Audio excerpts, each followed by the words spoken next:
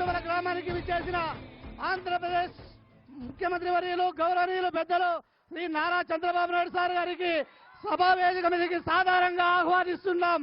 అలాగే బీసీ సంక్షేమ శాఖ మంత్రులు గౌరవనీయులు శ్రీమతి సవితమ్మక్క గారిని కూడా సభా వేదిక మీదకి ఆహ్వానిస్తున్నాం.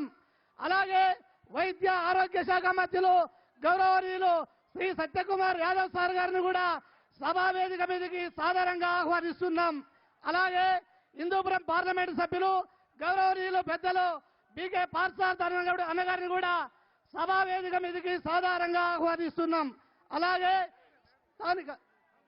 స్థానిక శాసనసభ్యులు ఎంఎస్ రాజు అన్న గారిని కూడా వేదిక మీదకి ఆహ్వానిస్తున్నాం. అలాగే మాజీ శాసన మండలి సభ్యులు గుండుమల తిప్పేస్వామి గారిని కూడా సభా వేదిక మీదకి ఆహ్వానిస్తున్నాం.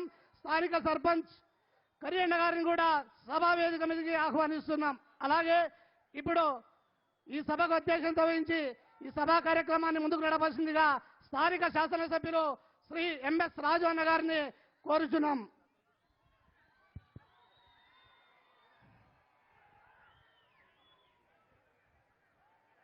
ఆంధ్రప్రదేశ్ తెలుగు రాష్ట్రాల అభిమాన నాయకుడు ఆంధ్రప్రదేశ్ ముఖ్యమంత్రి వర్యులు పెద్దలు శ్రీ నారా చంద్రబాబు నాయుడు గారికి స్వాగతం సుస్వాగతం తెలియజేస్తూ భారతదేశంలోనే మొట్టమొదటి ముఖ్యమంత్రి పెన్షన్ ఇవ్వడానికి లబ్ధిదారుల ఇళ్లకి వచ్చినటువంటి మొట్టమొదటి ముఖ్యమంత్రి భారతదేశంలోనే చంద్రబాబు నాయుడు గారు అని చెప్పి సందర్భంగా తెలియజేస్తూ సంక్షేమానికి అభివృద్ధికి మారు పేరు తెలుగు రాష్ట్రాల్లో అభివృద్ధి గురించి భావితరాలు మాట్లాడుకోవాల్సి వస్తే చంద్రబాబు గారికి ముందు చంద్రబాబు గారి తర్వాత అని మాట్లాడుకునే విధంగా తెలుగు రాష్ట్రాల్లో ముద్ర వేసుకున్నటువంటి అభిమాన నాయకుడు మనందరి ఆరాధ్య దైవం మంగళగిరి కుప్పం తర్వాత ఆంధ్రప్రదేశ్ లో మొట్టమొదటి నియోజకవర్గం మడకశిర నియోజకవర్గం కావడం మనందరి అదృష్టంగా భావిస్తూ గౌరవ ముఖ్యమంత్రి వర్యులకి ఈ సందర్భంగా కొన్ని విజ్ఞప్తులు తెలియజేస్తూ సార్ మాది కర్ణాటక బార్డర్లో ఉన్న నియోజకవర్గం సాగునీరు తాగునీటికి ఇబ్బంది పడుతున్నటువంటి నియోజకవర్గం హంద్రీనీవాలో భాగంగా బైపాస్ కెనాల్ నిర్మించి మాకు సాగునీరు ఇవ్వాలని చెప్పేసి మీ దృష్టికి తెస్తూ అదేవిధంగా 2 రిజర్వాయర్లకి గతంలో తమరు హామీ ఇవ్వడం జరిగింది సార్. కొల్లాపురప్ప రిజర్వాయరు రాళ్లపల్లి రిజర్వాయర్ రెండింటికి తమరు హామీ ఇవ్వడం జరిగింది. అదేవిధంగా 1600 ఎకరాలు అనంతపురం దగ్గర పరిశ్రమలకి భూములు ఉన్నాయి, అక్కడ పరిశ్రమలను తీసుకురావాలని మీ సందర్భంగా మీకు విజ్ఞప్తి చేస్తూ మడకశిర నియోజకవర్గంలో దాదాపు 40,000 కుటుంబాలు కర్ణాటక వలస వెళ్లి బతుకుతున్నారు సార్. వాళ్ళందరినీ మళ్ళీ ఈ నియోజకవర్గానికి రప్పించాలని ఈ సందర్భంగా మీకు విజ్ఞప్తి చేస్తూ గత ముఖ్యమంత్రి ఈయన ఇక్కడికి వచ్చింటే మనకు ఊపిరినిచ్చేటువంటి ఈ చెట్లు నరికేసేవాళ్ళు సార్. ఈ రోజు మీరు వచ్చారు కాబట్టి ఆ చెట్లే ప్రశాంతంగా ఊపిరి పీల్చుకుంటున్నాయని ఈ సందర్భంగా తెలియజేస్తూ గౌరవ ముఖ్యమంత్రి వర్యులు ఎంపీ పార్థసారథి గారిని మాట్లాడవలసిందిగా విజ్ఞప్తి చేస్తారు.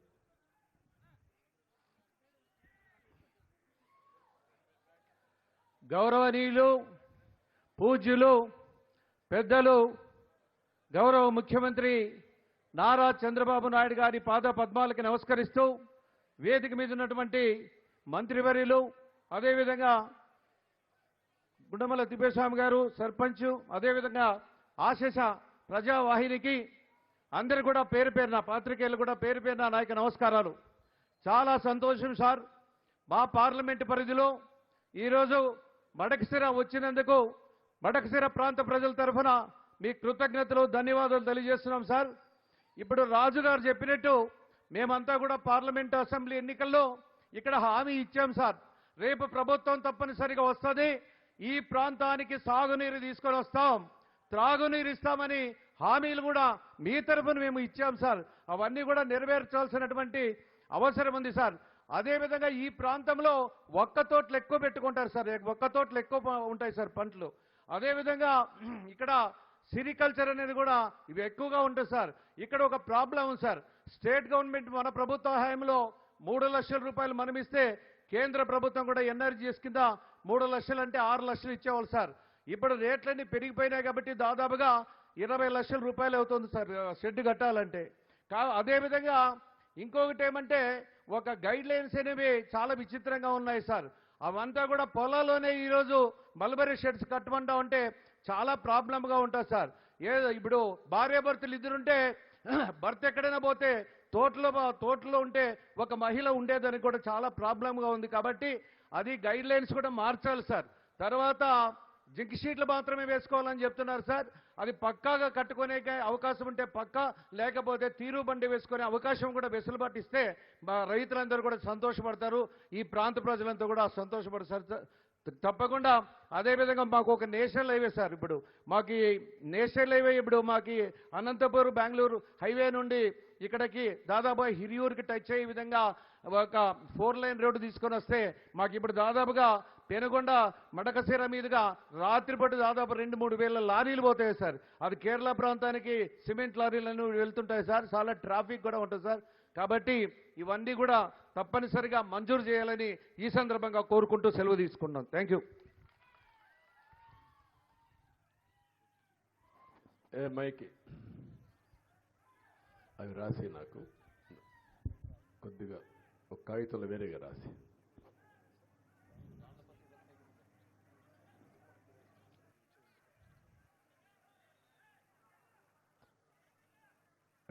అందరికీ నమస్కారాలు. ముందుగా వేదికపై ఉన్న పెద్దలకి, గ్రామస్తులందరికీ పేరు పేరున మనస్ఫూర్తిగా నమస్కారాలు, అభినందనలు, శుభాభినందనలు. ఇప్పుడే నేను గ్రామంలో 3 ఇండ్లకి వెళ్ళాను. ఒకటి ఇక్కడే ఉన్నాడు పిఎం రామన్న, వాళ్ళ ఇంటికి వెళ్ళి పింఛను స్వయంగా ఆయనకు అందజేశాను. రెండోది పక్కనే కూర్చొని ఉంది ఓబుళమ్మ, ఆమెకి వితంతో పింఛనిచ్చారు, వాళ్ళ ఇంటికి వెళ్ళి ఆవిడికి నేరుగా అందజేశాను. మూడోది ఇక్కడ రంగనాథ్, ఆయన సెరికల్చర్ వేస్తాడు, ఆయన ఇంటికి కూడా పోయి షెడ్ కూడా చూశాను, కష్ట నష్టాలు తెలుసుకొని వచ్చాను. ఈ ముగ్గురికి ఒక అవకాశం ఇద్దాం, వాళ్ళు మాట్లాడిన తర్వాత నేను విషయాలన్నీ మీతో మాట్లాడతాను. మొట్టమొదటిసారిగా ఓబుల మన ఇక్కడుండే రామన్న, పిఎం రామన్న ఇట్రా, మైక్ తీసుకొని నీ విషయాలన్నీ చెప్పు. పైకి రా, ఇక్కడ నిలబడుకో, మాట్లాడు, అటు తిరిగి మాట్లాడు, దగ్గర పెట్టుకో. శ్రీ గౌరవనీయులైనటువంటి రాష్ట్ర ముఖ్యమంత్రి అయినటువంటి నారా చంద్రబాబు నాయుడు మన గుండుమల గ్రామానికి వచ్చేసి మాకందరికీ మనస్ఫూర్తిగా సంతోషపరిచి ఓల్డ్ పింఛన్ దుడ్లు అందరికీ ఇంటింటికి పోయి ఇచ్చేసి అందరినీ ఆనందపరిచిన ఉగాదిగా, చంద్రన్న పండుగగా ఈ పంచాయత్ అంతా ఒక ఆనంద భైరవిగా, ఆనంద ఉత్సాహాలతో, వైభవంతో చేసినందుకు మాకంతా మనస్ఫూర్తిగా వందించే సంతోషమైనది. ఇట్లిచ్చిన వారికి మీకు సంతోషం. ఇప్పుడు వారిని చూస్తే మీకు రామన్నకి 2 మగపిల్లలు, ఒక కూతురు. కూతురు స్వగ్రామంలో ఇచ్చాడు. పెద్ద కొడుకు అయితే ఎంఏ చేశాడు, రెండో కొడుకు చదువుకోలేదు. పెద్ద కొడుకు అబ్బాయి కూడా, వాళ్ళ భార్య కూడా బీఈడి చేసింది, డిఈడి చేసింది, ఇక్కడ ప్రైవేట్ స్కూల్లో టీచర్గా పనిచేస్తూ ఉంది. ఈయన భార్య, ఆ పిల్లలందరూ ఉన్నారు, ఒక్కొక్కరికి 2 పిల్లలు, వాళ్ళు బాగానే చదువుకుంటున్నారు. ఈ 4,000 రూపాయల వల్ల నీకు లాభం ఏంటి? దగ్గర పెట్టుకో. లాభం సార్, దీని నుండి మేము మాకు నా ఖర్చుల కోసం నేను చేసుకుంటూ, నా సంసారం నేర్చుకుంటూ నా బతుకుతాను. నువ్వు ఇచ్చిన భిక్షాన్ని అంటే మేము బాగా సంతోషంగా ఉన్నాం సార్. నీకు తెలుసా ఎప్పుడు వచ్చింది పింఛన్? తెలుసా ప్రారంభమైంది సార్? ఫస్ట్ వచ్చింది 200 రూపాయలతో నుండి నాకు పింఛన్ వస్తాను సార్. 200 రూపాయలు ఇచ్చినోడు నీవే, ఒక అందమైనటువంటి ఒక ఇల్లు ఇచ్చినోడు నీవే, 1000 రూపాయలు ఇచ్చినోడు నీవే, తిరగా 2000 ఇచ్చినోడు మహానుభావుడు నీవే, తిరగా 7,000 ఇచ్చి మహాయుభోగంగా అద్భుతమైనటువంటి సంభ్రమంగా చంద్రన్న పండగగా సాటిన వాడు మహా దయానందుడైనటువంటి నీవే. ఇప్పుడు మాకు మనస్ఫూర్తిగా 4,000 రూపాయలు ఇచ్చిన దయాసాగరుడు నీవే స్వామి. Thank you. చాలా నేను మాట్లాడతాను రమణ, కూర్చో, నేను మాట్లాడతాను, కూర్చోమా. తర్వాత ఇక్కడుండే పక్కనుండే ఓబులమ్మ గారు, ఓబులమ్మ మాట్లాడు. నువ్వు లేచి నిలబడుకు, ఏం చెప్పాలి, ఇంట్లో చెప్పావు కదా అవే చెప్పు. ఇంట్లో చెప్పినావు కదా సార్కి, బాగా అవే చెప్పావు, చెప్పు. బాగా మాట్లాడావు. నీ పిల్లలు ఏంటమ్మా, నీ పిల్లలు ఏంటి, ఎంతమంది పిల్లలు? 4 సార్. ఏం చేస్తారమ్మా? దీనికి బెంగళూరుకి పోయినారు సార్. 4 బెంగళూరులో ఉన్నారు. అవునన్నయ్య, బెంగళూరుకి పోయినారు. వాళ్ళు ఇంట్లో ఏమి ఇదికి లేక పోయినారు అన్నయ్య. నువ్వు ఇచ్చిండే దీనికి మాకు ఇది అవుతా ఉందన్నయ్య. ఉమ్. నువ్వు ఫస్ట్ 200 రూపాయలు ఇస్తావన్నయ్య. 200లో ఫస్ట్ ఆనంకి 300 ఇస్తవి, ఆనంకి 1000 రూపాయలు ఇస్తవి, 2000 ఇస్తావన్నయ్య. ఇప్పుడు 3,000 నుంచి 4,000 ఇచ్చాం. సరే, మొన్న నెల 7,000 తీసుకున్నావమ్మా. తీసుకున్నాను అన్నయ్య. ఏంటి పిల్లలందరూ గౌరవిస్తారా నీకు? ఎందుకంటే డబ్బులు వస్తున్నాయి కాబట్టి. ఏమి కాదు కాదు, మీ పిల్లలు బాగానే చూసుకుంటారు కదా, చూసుకుంటానన్నయ్య. వాళ్ళపైన నువ్వు ఆధారపడడం లేదు, లేదు అన్నయ్య. నీ డబ్బులతోనే నువ్వు ఆధారపడుతున్నావు. అవునన్నయ్య. పిల్లల్ని బాగా చూసుకుంటావా? సార్ ఇప్పుడు ఇల్లు ఇచ్చినాడు కదా, మనవాళ్ళని మనవరాళ్ళని చూసుకుంటున్నావా? చూసుకుంటానన్నయ్య. ఈ తల్లి ఓబులమ్మ బెంగళూరులో పిల్లలు జరిగిపోతుంది. పిల్లల్లో ఉండే మనవరాళ్ళతో ఆడుకుంటూ వాళ్ళందరినీ కూడా స్కూల్కి పంపించడం, ఆ పనులని చేస్తుంది. అవసరమైనప్పుడు ఇక్కడికి వస్తుంది, మిగిలినప్పుడు కొడుకుల దగ్గరికి పోయి పిల్లలతో కలిసి పనిచేస్తూ ఉంటుంది. ఇల్లు ఇప్పుడే చెప్పింది, ఆ ఇల్లు బాగుంటే పిల్లలు కూడా అప్పుడప్పుడు వస్తారని. నేను కలెక్టర్కి ఆదేశాలు ఇచ్చాను. ఆ ఇల్లంతా బాగు చేసే బాధ్యత, ఇల్లు కట్టించే బాధ్యత మనం తీసుకుంటున్నాం. మంచి ఇల్లు కట్టిస్తాను కూడా హామీ ఇచ్చాను. థ్యాంక్ యూ తల్లి, కూర్చోమ్మా. మూడోది సెరికల్చర్. రాయా రంగనాథ్ రా, మాట్లాడు రంగనాథ్. సభా వేదిక మీద ఉన్నటువంటి గౌరవనీయులు, పెద్దలు, పూజ్యులు, ఆంధ్రప్రదేశ్ రాష్ట్ర ముఖ్యమంత్రి వర్యులు శ్రీ నారా చంద్రబాబు నాయుడు గారు మొట్టమొదటిసారిగా మారుమూలమైనటువంటి ఈ కే గుండుమల గ్రామానికి విచ్చేసినందుకు గుండుమల గ్రామ పంచాయతీ తరపున సార్కి ధన్యవాదాలు తెలుపుకుంటున్నాం. సార్, ఒక ముఖ్యమంత్రి వర్యులు ఒక మారుమూల గ్రామానికి రావడం మా పంచాయతీ ప్రజలు చేసుకున్నటువంటి ఎంతో పుణ్యం. మేము కల్లో కూడా అనుకోలేదు సార్, చంద్రబాబు నాయుడు గారిని ఇలా దగ్గరగా వచ్చి మాట్లాడతామని. ఎక్కడో టీవీలో చూసినదే తప్ప ఇలా దగ్గరగా వచ్చి ఇంత సభావేదిక మీద దగ్గరగా వచ్చి మాట్లాడతామని ఎవరో కల్లో కూడా అనుకోలేదు సార్. మా గ్రామానికి ఇచ్చేసినందుకు మా పంచాయతీ తరఫున మరొకసారి మీకు శుభాకాంక్షలు, ధన్యవాదాలు తెలుపుతూ సభావేదిక మీద ఉన్నటువంటి పెద్దలందరికీ కూడా ధన్యవాదాలు తెలుపుకుంటూ బ్రీఫ్గా 2 నిమిషాల్లో మాట్లాడాలి. మీరు మా గ్రామానికి చేసినటువంటి మొట్టమొదటి సార్ కస్తూరిబా స్కూల్ మీరు మన ప్రభుత్వం, తెలుగుదేశం ప్రభుత్వంలోనే కేటాయించారు సార్. అలాగే గురుకుల పాఠశాలను మన తెలుగుదేశం ప్రభుత్వంలోనే మంజూరు చేశారు సార్. అందుకు స్థలం లేకపోతే చిన్న రైతులు సార్ ఇక్కడ ఉండేది.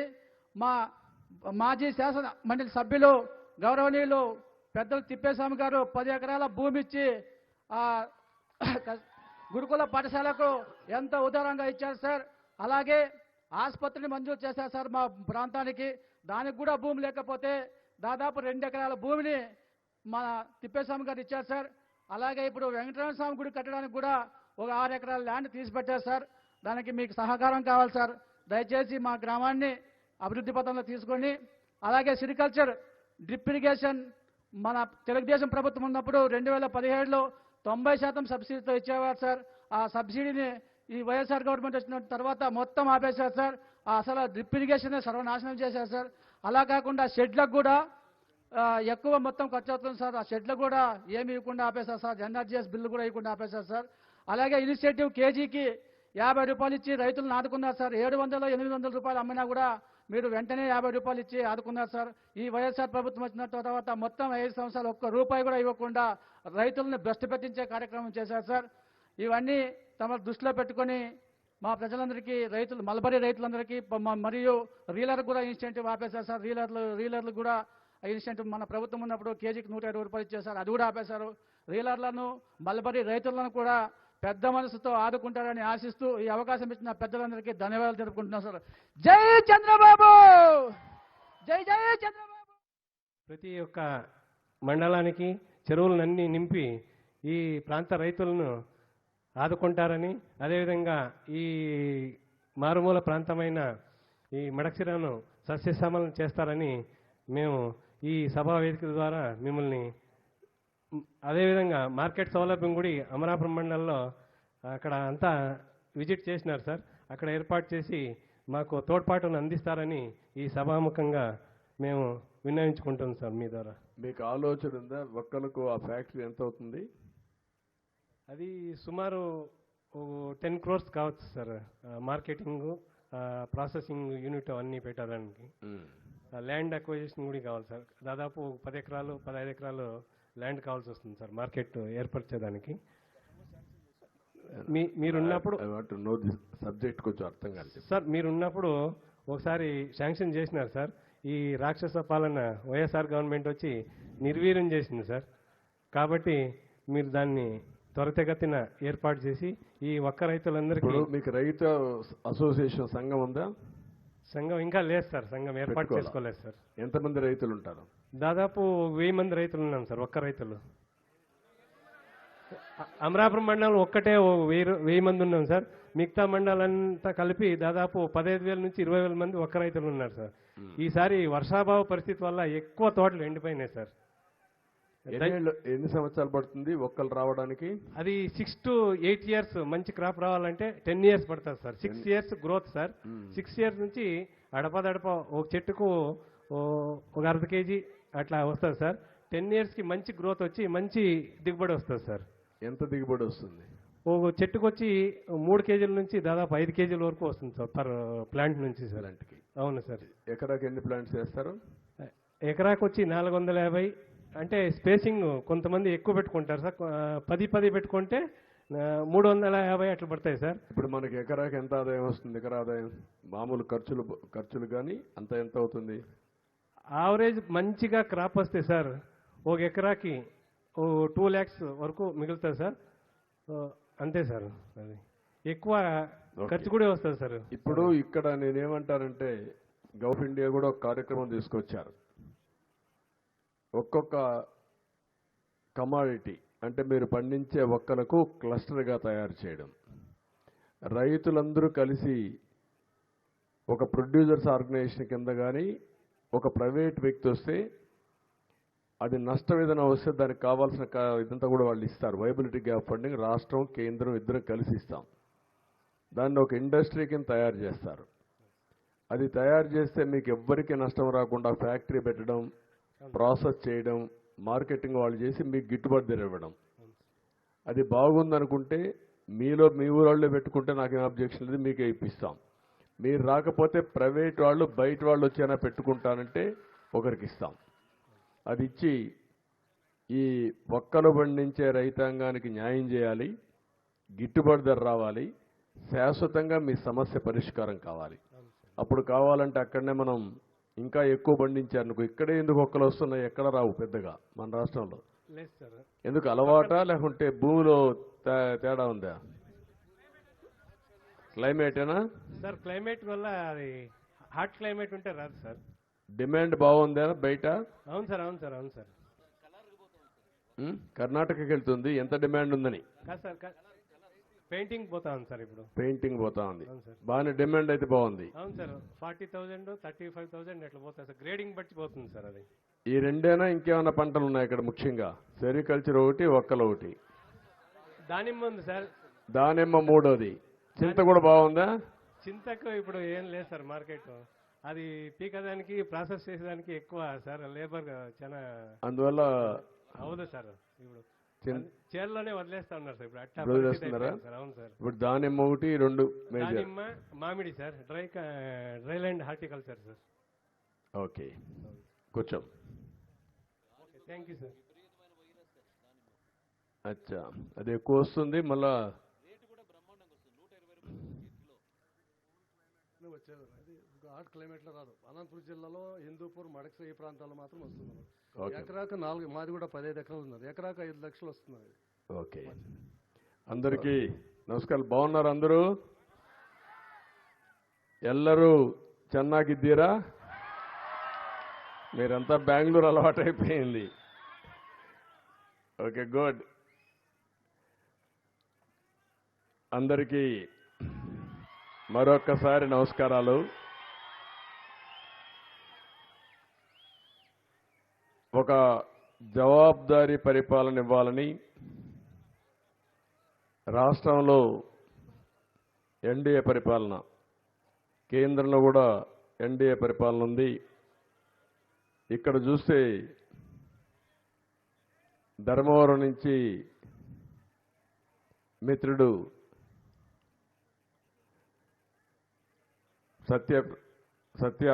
సత్యకుమార్ యాదవ్ గారు, ఆయన ఎమ్మెల్యే అయ్యి ఇప్పుడు మంత్రిగా ఉన్నారు.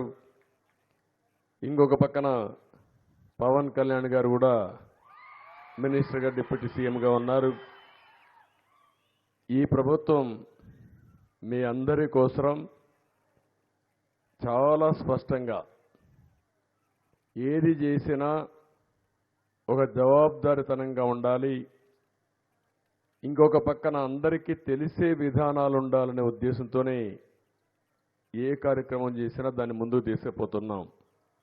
ఈరోజు మీరు చూస్తే నేను ఇక్కడికి వచ్చాను. చరిత్రలో మొట్టమొదటిసారిగా 97% పింఛన్లు ఇప్పటికే మీ అందరికీ అందజేసిన 197 మందికి.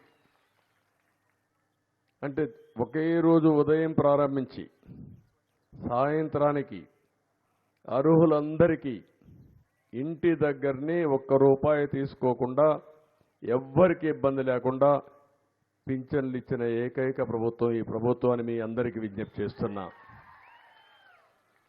దీంట్లో కూడా మీరు ఒకసారి గుర్తుపెట్టుకోవాల్సింది, నేను కూడా నేరుగా వచ్చి మీకు పింఛన్ ఇస్తున్నానంటే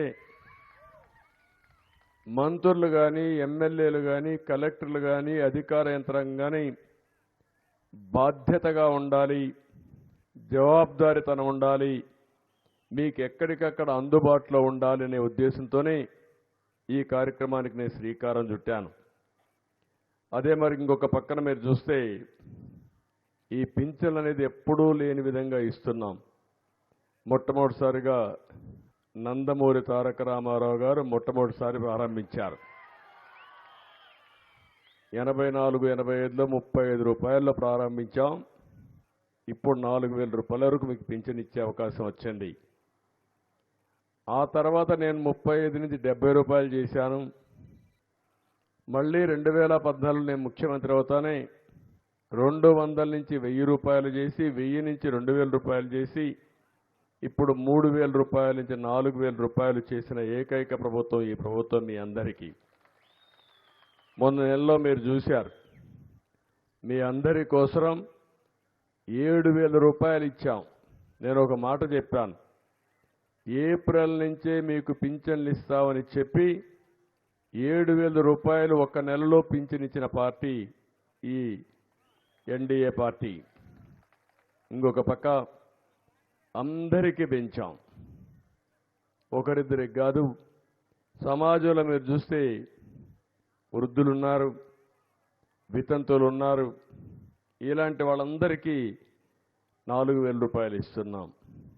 వికలాంగులు ఉన్నారు, వాళ్లకు 3,000 ఉంటే ఒకేసారి 6,000 చేసింది ఈ ప్రభుత్వం. ఆ విషయం కూడా మీరు గుర్తుపెట్టుకోవాలి, ₹6,000 చేశాం.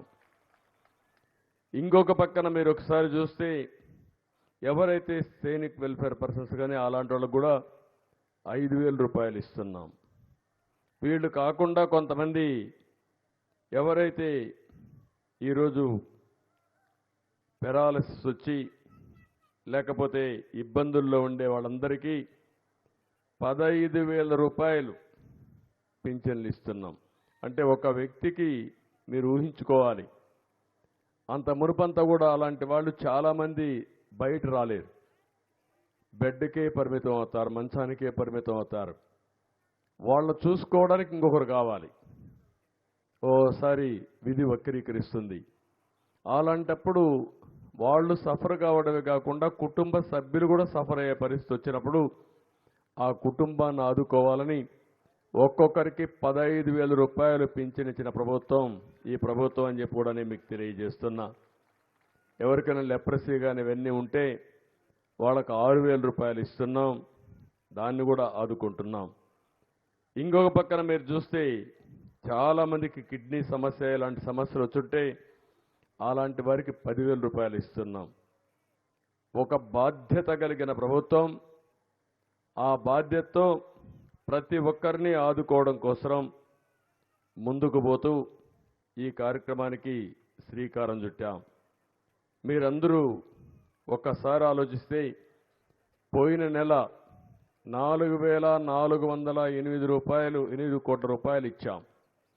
ఈ నెల 2,737 కోట్లు ఇస్తున్నాం. మొత్తం కలిసి రాష్ట్రంలో 33,500 కోట్ల రూపాయలు సంవత్సరానికి పింఛన్లు ఇచ్చే ఏకైక ప్రభుత్వం భారతదేశంలో ఈ ప్రభుత్వం అని చెప్పి కూడా నేను మీకు తెలియజేస్తున్నా. ఈరోజు ఇక్కడ ఈ గ్రామంలో కూడా మనం ఒకసారి చూస్తే మీ గుండుమల గ్రామంలో 398 మందికి ఇస్తున్నాం. 16,82,000 రూపాయలు ఒక పింఛనికే ఇస్తున్నామంటే అది పేదవాళ్లపైన ఈ ప్రభుత్వానికి ఉండే ప్రేమ, ఒక కమిట్మెంట్తో ఇస్తున్నాం తప్ప ఇంకోటి కాదు.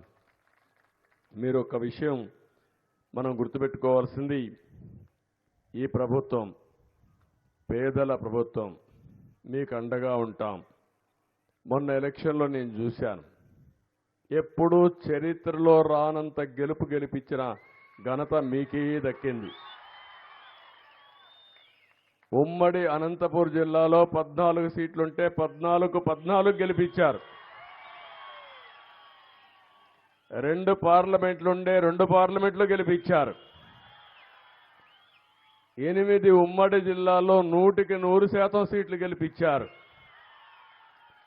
రాష్ట్రంలో ఎన్ని సీట్లు నిలబడితే 93% కూటమిని గెలిపించారు. అంటే 93% గెలిపించారు. కడాన ప్రతిపక్షంలో ఉండే వైఎస్ఆర్ కాంగ్రెస్ పార్టీకి 11 సీట్లే వచ్చాయి. ఆ 11 సీట్లలో కూడా 7 సీట్లు మన రాయలసీమ నుంచే వచ్చాయి.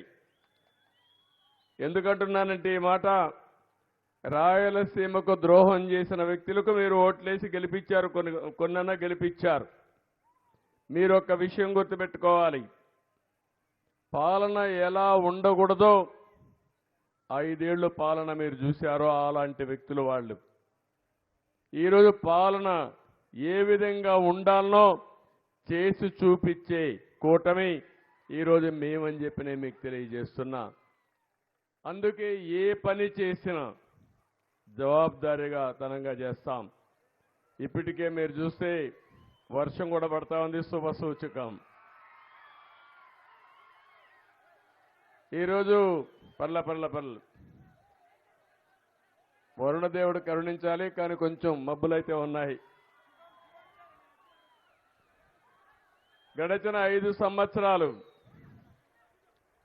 చరిత్రలో చూడనటువంటి నష్టాన్ని మనం చూశాం. అన్ని వ్యవస్థలు నిర్వీర్యం అయిపోయినాయి. అన్ని వ్యవస్థలు నిర్వీర్యం చేశారు. అవినీతి, విధ్వంసం, అదే మరిగా అసమర్థ పాలన వల్ల బంగారు లాంటి రాష్ట్రాన్ని పూర్తిగా నిర్వీర్యం చేసే పరిస్థితికి వచ్చారు. విధ్వంసం అయితే పరాకాష్ఠకి వెళ్లే పరిస్థితికి వచ్చింది. ఎక్కడ చూసినా దోపిడీ ఇష్టానుసారంగా చేశారు.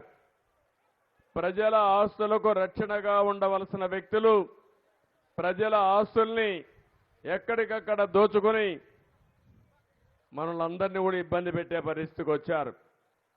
ఎవరైతే ప్రభుత్వంలో ఉండే వ్యక్తులు ప్రభుత్వ ఆదాయాన్ని పెంచాలి, సంపద సృష్టించాలి, సృష్టించిన సంపద ద్వారా వచ్చే ఆదాయాన్ని మళ్ళా పేదవాళ్ళకి ఇవ్వాల్సిన అవసరం ఉంది.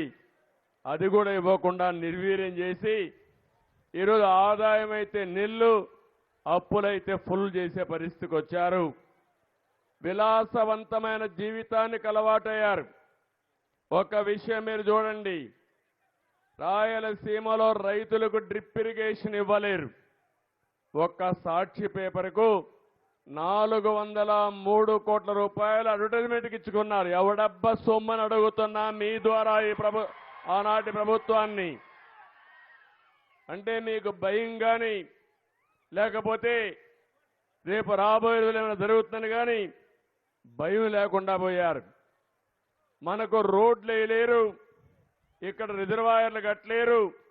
కానీ మీరు చూస్తే సర్వే పేరు పెట్టి ఆ సర్వేకి రాళ్లు వేయడానికి 700 కోట్ల రూపాయలు ఖర్చు పెట్టారు. 700 కోట్ల రూపాయలు రాళ్లు తయారు చేసి ఫోటో వేసుకున్నారు. శ్మశానంలో ఎట్లయితే ఫోటో పెడతాం చనిపోయిన వాళ్ళకి, ఆ మాదిరిగా ఫోటోలు వేసుకునే పరిస్థితికి వచ్చారు. దీని ఖర్చు 700 కోట్ల రూపాయలు. ఇప్పుడే నేను వెళ్ళాను, ఓబడమ్మకైతే ఇల్లు లేదు కానీ ఉండే ఇల్లు కూడా ఉరుస్తా ఉంది. కానీ ఈ మహానుభావుడు 500 కోట్ల రూపాయలు ఖర్చు పెట్టి విశాఖపట్నం ఋషికొండలో ప్యాలెస్ కట్టుకుంటున్నాడు. అంటే రాజులవా మనం, లేకుంటే మనం ఏమన్నా నియంతలవా మనం? నేను అడుగుతున్నా, ఈరోజు నేను ఇక్కడికి వచ్చాను, హంగామాలు ఉన్నాయా తల్లి అని అడుగుతున్నా మిమ్మల్ని. పరదాలు కట్టావా అని అడుగుతున్నా నేను. చెట్లు నరికేసావా అని అడుగుతున్నా నేను. ఎక్కడ అందరినీ హౌస్ అరెస్ట్ చేసావా అని అడుగుతున్నా నేను. మేము పాలకులం కాదు, సేవకులం. ఆ విషయం మీరు గుర్తుపెట్టుకోవాల్సిన అవసరం ఉంది. అంతకంటే నియంతలు చేయని పనులు చేశారు. దుర్మార్గమైన సంస్కృతికి శ్రీకారం చుట్టారు. దొరికింది దోచుకుని ఇటీవల కాలంలో నేను చాలా సమీక్షలు చేస్తున్నాను. మీకు ఇప్పటికే 7 వైట్ పేపర్ల ద్వారా వాస్తవాలను తెలియజేయాలని నేను 7 వైట్ పేపర్లు రిలీజ్ చేశాను.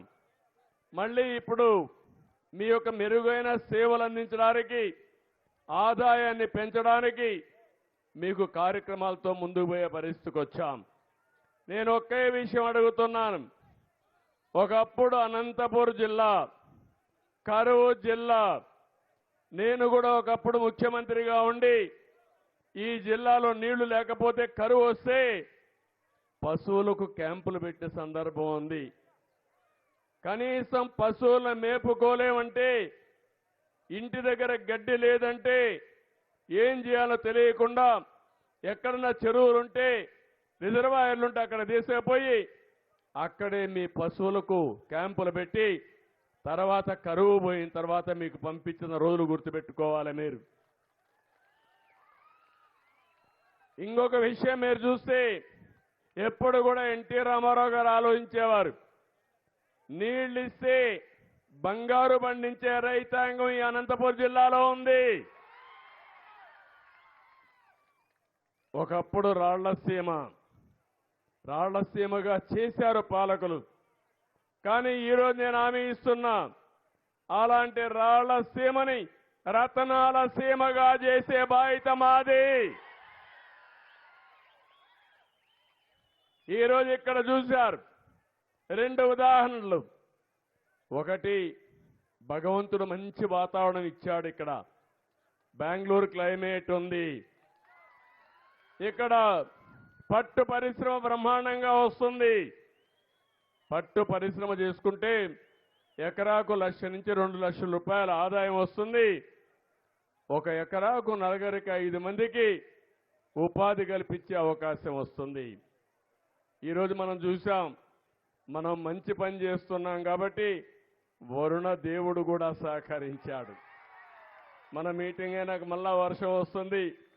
ప్రస్తుతం అయితే వర్షం కూడా పడకుండా మనల్ని కరుణించాడంటే ఒక మంచి కార్యక్రమం. కాబట్టి నేను ఒకటే మిమ్మల్ని అందరినీ ఒకటి కోరుతున్నా, మేము చెప్పే విషయాలు మీరు వినండి.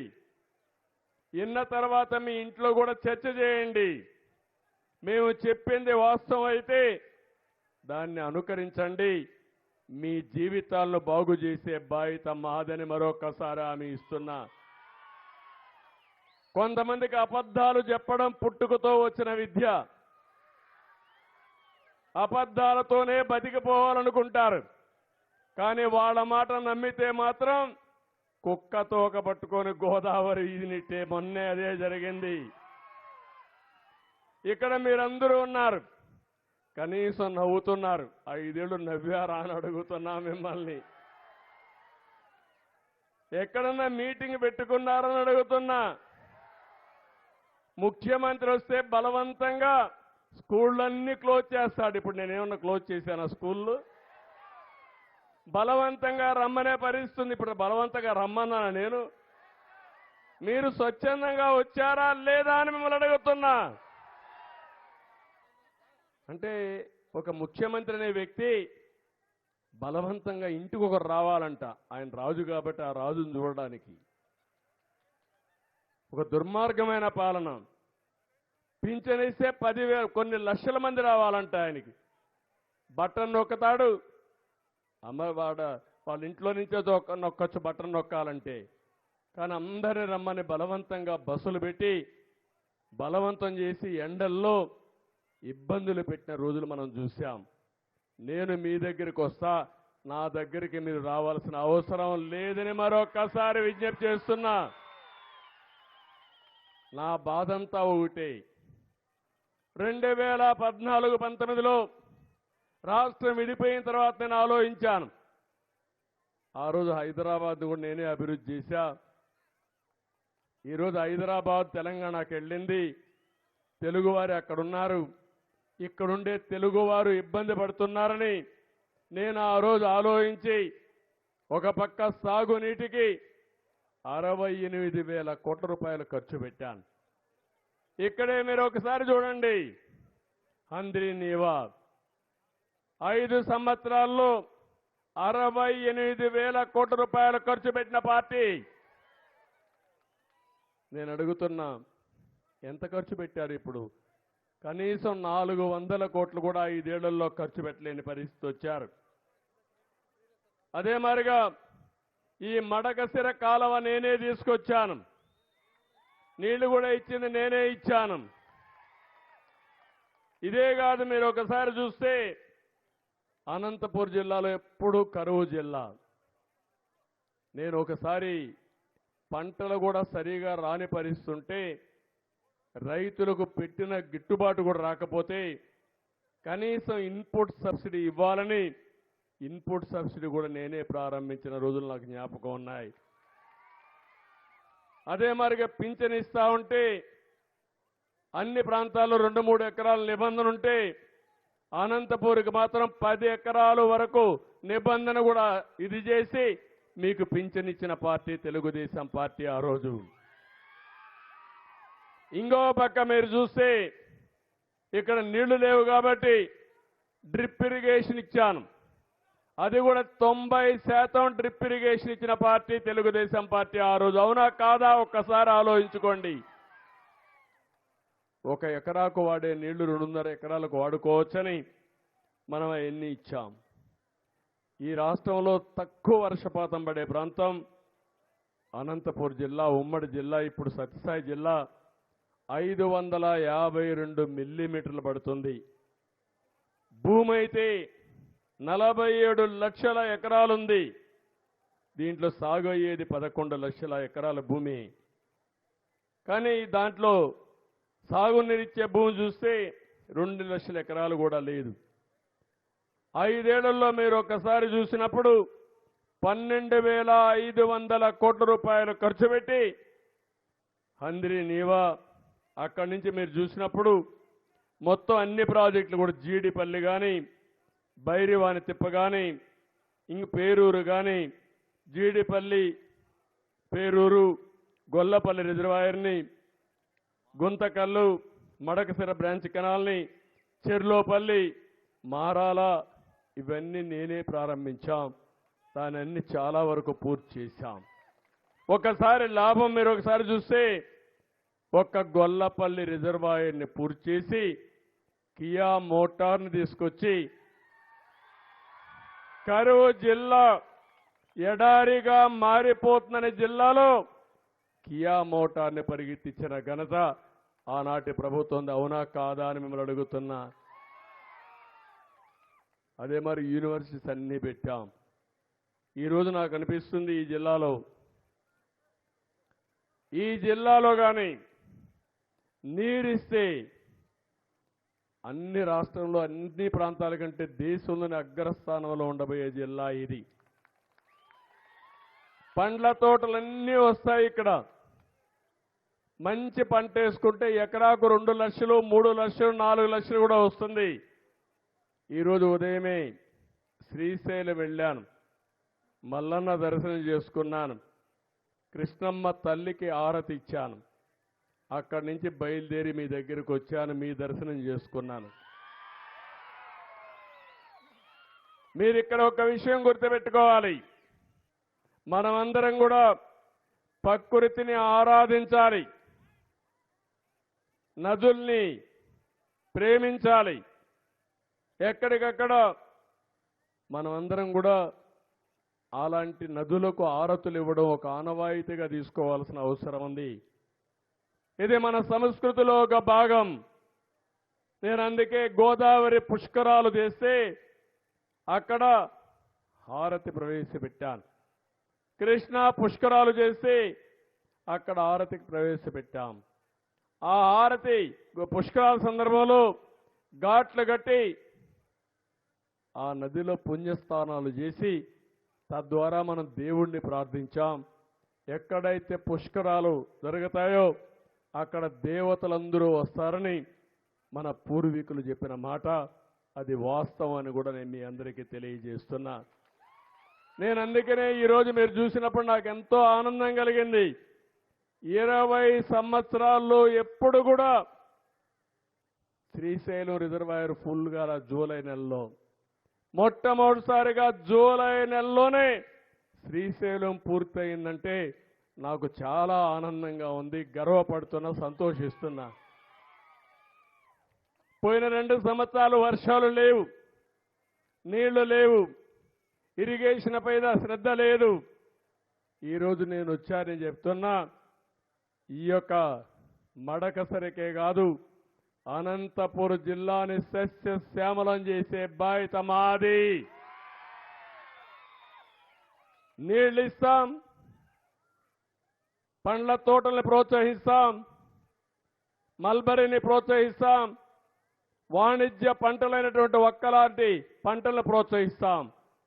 దీనికి మళ్ళీ ఆలోచిస్తా, మీకు గిట్టుబాటు ధర రావడానికి ఏం చేయాలనో అలాంటి వస్తువులు కూడా క్రియేట్ చేసే బాధ్యత మాదని మీ అందరికీ హామీ ఇస్తున్నా. ఈ జిల్లాలో మళ్ళా డ్రిప్ ఇరిగేషన్ తీసుకొస్తాం. ఎంతమంది రైతులకు అవసరమైతే అంతమందికి డ్రిప్ ఇరిగేషన్ ఇస్తాం. తద్వారా మీ పంటలకు కూడా మనం ముందుకు పోయే పరిస్థితి వస్తుంది. అవి కూడా చేస్తాను. నేను ఎప్పుడు కూడా ముందు చూపుతో ఆలోచిస్తూ ఉంటాను. ఈరోజు పోలవరం ప్రాజెక్టు ఉంది. ఆ పోలవరం ప్రాజెక్టు పూర్తి చేసి నదుల అనుసంధానం చేస్తే ఈ రాష్ట్రానికి కరువు అనే మాట ఉండదు. ప్రతి ఒక్క ఎకరాకు నీళ్లు ఇచ్చే పరిస్థితి వస్తుంది. మీరు ఒక్క చెట్లు వేశారు, వేసిన తర్వాత ఒకసారి వర్షం రాకపోతే ఎండిపోయే పరిస్థితి వచ్చింది.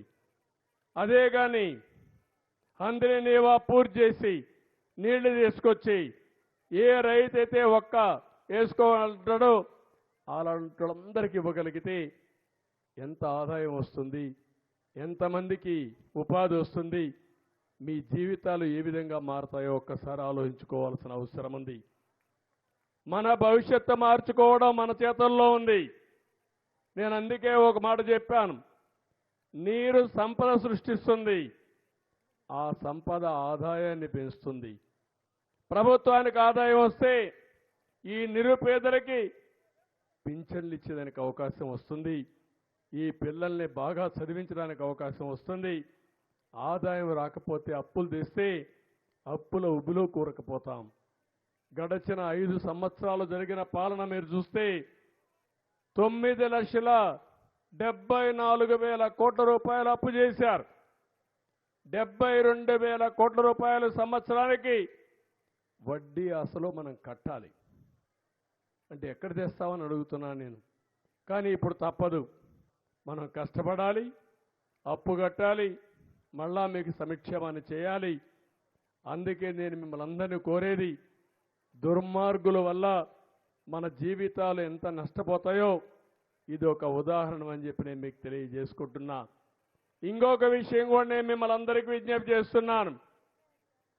నా ఆలోచన ఒకటే, పేదరిక నిర్మూలన జరగాలి. ఈరోజు ఈ ఊరికి వచ్చాను. ఈ ఊర్లో జీరో పావర్టీ చూడాల్సిన బాధ్యత మీ అందరిపైన ఉంది. దాన్ని సాధించడం కోసం మీకు సహకరించే బాధ్యత నాదని మీ అందరికీ హామీ ఇస్తున్నా.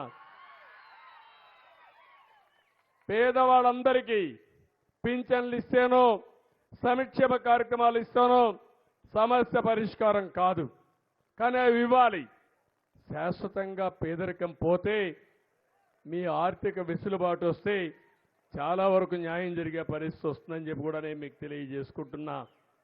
అందుకని ఇంకో పక్క ఈరోజు నేను ఇక్కడికి వచ్చినప్పుడు ఇప్పుడే రాజుగారు కొన్ని విషయాలు చెప్పారు.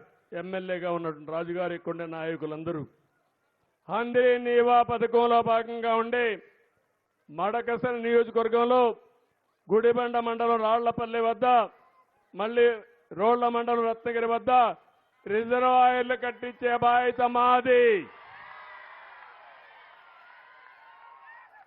ఈ 2 రిజర్వాయర్లు పూర్తి చేస్తే ఈ ప్రాంతానికి సాగునీరు, త్రాగునీరు సమస్య పూర్తిగా పరిష్కారం అవుతుంది. మడకసిరి దగ్గర అనంతపురం వద్ద ఏపీఐసి కోసం 1600 ఎకరాలు భూమి ఉంది. అవసరమైతే ఇంకా 1 ఎకరాలు సమీకరించి నేను ఒకటే చెప్తున్నా, ఒక ఇండస్ట్రియల్ క్లస్టర్ని తీసుకొచ్చే బాధ్యత మేము తీసుకుంటాం. ఇక్కడ ఉండే వాళ్ళందరూ బెంగళూరుకి వెళ్తున్నారు. తప్పదు, వెళ్ళాలి. 10 రూపాయలు సంపాదించుకొని వద్దాం. కానీ నా ఆలోచన ఇక్కడుండే వాళ్ళకి ఇక్కడే ఉపాధి కల్పించే బాధ్యత తీసుకుంటాం. అందుకే మొన్ననే అందరూ క్యాస్ట్ సెన్సస్ చేస్తారు. మన ప్రభుత్వం స్కిల్ సెన్సస్ చేస్తున్నాం. నైపుణ్యాన్ని బేరీ చేసి మా తమ్ముళ్ళు యువతున్నారు, చాలా ఉత్సాహంగా ఉన్నారు. మొన్న ఎన్నికల్లో మీ శక్తి ఏంటో నిరూపించారు. ఇప్పుడు నేను హామీ ఇస్తున్నా మీ అందరికీ, మీ నైపుణ్యాన్ని పెంచుతాను. ఇక్కడుండే మీరు ప్రపంచం మొత్తం పనిచేసే విధానానికి నువ్వు బెంగళూరు పోయినా అక్కడుండే వాళ్ళకంటే ఎక్కువ సంపాదించి నైపుణ్యాన్ని నేర్పించే బాధ్యత మాదని మీ అందరికీ హామీ ఇస్తున్నా. అలాంటి దీనికి మనం ముందుకు పోదాం. ఇక్కడే ఇండస్ట్రీ తీసుకొద్దాం. ఇండస్ట్రీ తీసుకొచ్చి మన పిల్లలకు ఉద్యోగాలు కల్పిస్తామని చెప్పి కూడా నేను మీకు తెలియజేస్తున్నా. నేను ఇప్పుడే చెప్పాను, ఒక్క మార్కెట్, దీన్ని ఏం చేయాలనో చేస్తాను. తప్పకుండా ఇక్కడ మీకు మార్కెట్ ఎస్టాబ్లిష్ చేయడమే కాకుండా శాశ్వతంగా మీ సమస్య పరిష్కారం చేయడానికి ముందుకు పోతాం. మడకశిర పట్టణానికి రింగ్ రోడ్డు కావాలన్నారు. తప్పకుండా 60 కోట్ల రూపాయలతో రింగ్ రోడ్డు వేయించే బాధ్యత తీసుకుంటాం. అన్ని గ్రామాలకి ఇంటింటికి కొళాయి ద్వారా నీళ్లు ఇచ్చే బాధ్యత కూడా తీసుకుంటాం. ఇది కాకుండా అగళి మండలంలో గాయత్రి కాలనీ వద్ద ప్రభుత్వ భూమి ఉందన్నారు. అది కూడా తీసుకొని పరిశ్రమలు పెట్టడానికి ఏం చేయాలో ఆలోచిస్తామని చెప్పి కూడా నేను మీకు తెలియజేస్తున్నా. ఇది కాకుండా మీరు చూస్తే సప్తదేవత ఆలయ సమూహాన్ని బాగా అభివృద్ధి చేసే బాధ్యత కూడా తీసుకుంటాం. మడకశిర రెవెన్యూ డివిజన్ కావాలన్నారు. అవకాశం ఉంటే ఇది కూడా చేస్తాం. పుట్టపర్తి నుండి మొదలైన NH7 నుంచి NH44 అనుసంధానం చేస్తూ పెనుగొండ, మడకశిర, గుడిబండ, అమరాపురం మండలాలు కలుపుతూ కర్ణాటక హిరియూరికి నేషనల్ లింక్ కావాలన్నారు. అది కూడా వర్కౌట్ చేస్తామని చెప్పి తెలియజేస్తున్నా. ప్రతి ఒక్క పంచాయతీకి ఒకటి హామీ ఇస్తున్నాను. R&B రోడ్లు కానీ, పంచాయతీలో ఇన్ఫ్రాస్ట్రక్చర్ కానీ ఏం చేయాలో అవన్నీ చేస్తాం. అదే మరి ఇక్కడికి వచ్చినప్పుడు కాలేజీల విషయం మాట్లాడారు. అవన్నీ ఎంతవరకు వీలైతే ఎంతవరకు అవసరం ఉంటే అన్ని చేస్తాం. పేదవాళ్ళందరికీ ఇళ్లు కట్టించే బాధ్యత ప్రభుత్వం తీసుకుంటాం. గ్రామీణ ప్రాంతాల్లో 3 సెంట్లు ఇంటి జాగా ఇస్తాం. పట్టణ ప్రాంతాల్లో 2 సెంట్లు ఇస్తాం. ఇప్పుడు కట్టే ఇండ్లు కాకుండా కొత్తగా కట్టే ఇండ్లకు 4 లక్షల రూపాయల ఆర్థిక సహాయం చేసే బాధ్యత ప్రభుత్వం తీసుకుంటుందని చెప్పి కూడా నేను మీకు తెలియజేస్తున్నా. ఈ రోజే సుప్రీంకోర్టు అయితే ఒక జడ్జిమెంట్ ఇచ్చారు. ఏదైతే నేను 96లో సామాజిక న్యాయం కోసం ఏబిసిడి కేటగరైజేషన్ తీసుకొచ్చాను. దాన్ని ఈరోజు సుప్రీంకోర్టు తీర్పిస్తూ ఆ రోజు చేసే నిర్ణయం సబబైన నిర్ణయం, న్యాయమైన నిర్ణయం, చట్టబద్ధత ఉందని చెప్పడం జరిగింది. మేము ఎప్పుడు కూడా సామాజిక న్యాయం కోసం ముందుకు పోయాం. సమాజంలో ఉండే అన్ని కులాలకి, అన్ని మతాలకి, అన్ని ప్రాంతాలకు న్యాయం జరగాల్సిన బాధ్యత ఉంది. ఇటీవల ప్రధానమంత్రి గారు కూడా నరేంద్ర మోడీ గారు ఎస్సీస్కు ఏబిసిడి కేటగరైజేషన్కు ఆమోదించారు. ఇది శుభ పరిణామం. నేను ఒకటి హామీ ఇస్తున్నా, ఎవరికి అన్యాయం జరగకుండా అందరికీ న్యాయం జరిగేట్టుగా ఏబిసిడి కేటగరైజేషన్ ద్వారా సామాజిక న్యాయం చేసే బాధ్యత మేము తీసుకుంటామని మీ అందరికీ హామీ ఇస్తున్నా. ఇలాంటి కార్యక్రమాలు చేసి ఈరోజు మిమ్మల్ని అందరినీ చూస్తా ఉంటే వర్షం పడతా ఉంది, కుర్చీలే గొడుగులైనాయి, ఎవరు కదలడం లేదు. ఇది చూస్తే మా బాధ్యత పెరుగుతా ఉంది. ఎంత చేసినా మీ రుణం తీర్చుకోలేము. కానీ ఒకటే నేను కోరుతున్నా,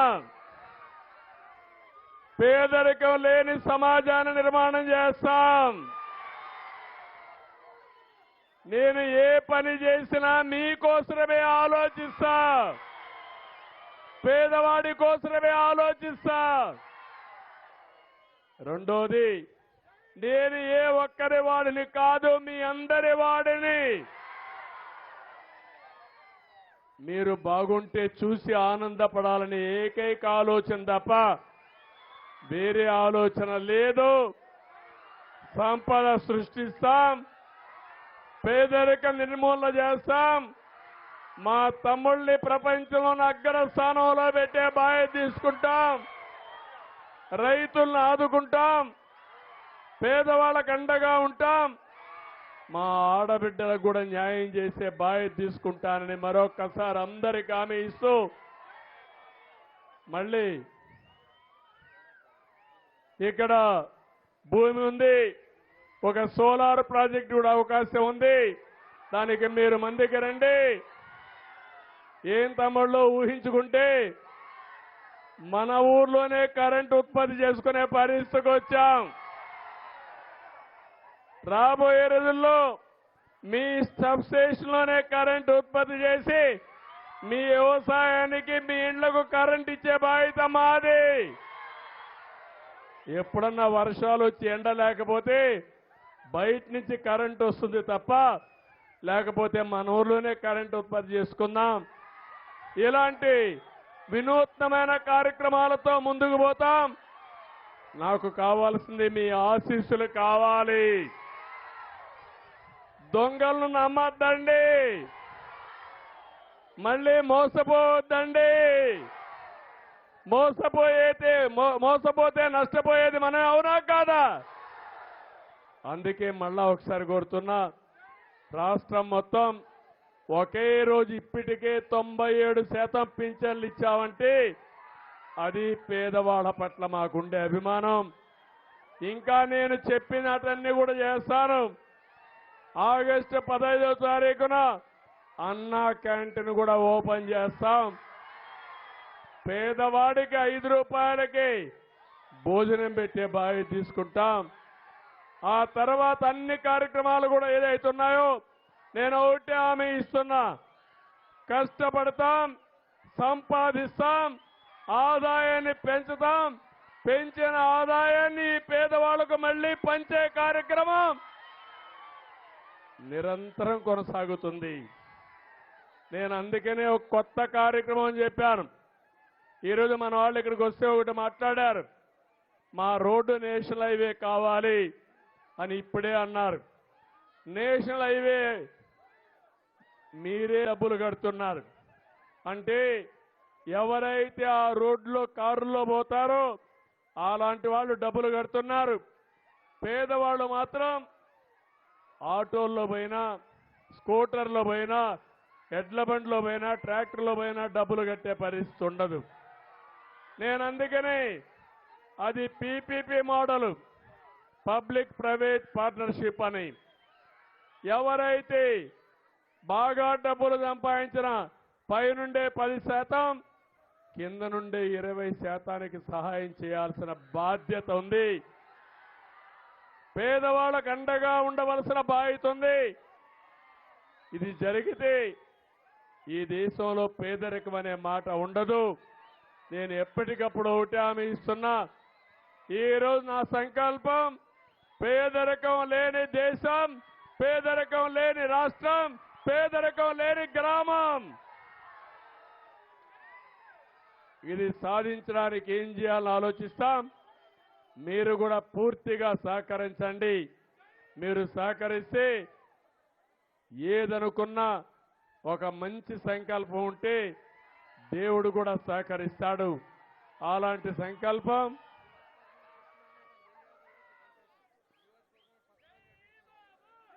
మొన్న కూడా ఈ నియోజకవర్గంలో ఈ గ్రామం మంచి మెజారిటీ ఇచ్చింది. దానికి మనస్ఫూర్తిగా అభినందిస్తున్నా.